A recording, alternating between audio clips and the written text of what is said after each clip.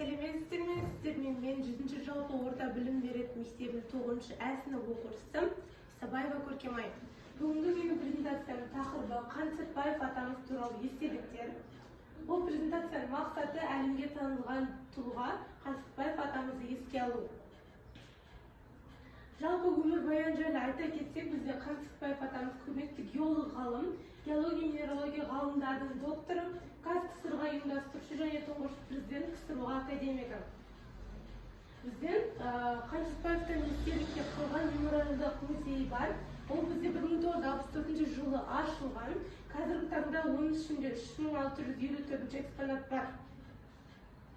Естеліктеріне тоқтап өтсек, бізде Қаныш Сәтбаев атындағы Қазақ ғылыми академикасының геологиялық ғылымдар институты, Сәтбаев қаласы Сәтбаев ғаламшары, Қаныш Сәтбаев атындағы Қазақ ұлттық техникалық университет, академик Қаныш Сәтбаев атындағы Екібастұз инженерлік технологиялық институты, Сәтбаев мұздығы, Қаратау ванадий кен орнынан табылған Сәтбаев минералы, академик Сәтбаев гладиолус гүлі және де Алматы мен Астанада Сәтбаев көшелері қойылған. Ескерткіштеріне тоқталсақ, бізде 3 жерде ескерткіштер қойылған.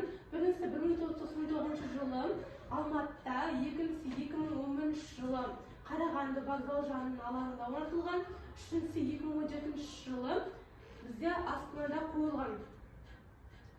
Ал біздің Қаныш Сәтбаев атамыздың жазған кітаптары еңбегіне тоқталатын болсақ, 1999 жылы орыс тілінде жарық көрген Сәтбаев туралы 100 жыл толуына жарияланған болатын. Ал бұл презентация қорытындылай келе, биыл біздің Қаныш Сәтбаев атамызға 125 жыл толғанына орай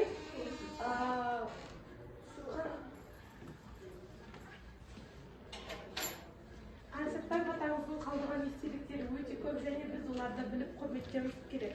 Назарларыңызға рахмет.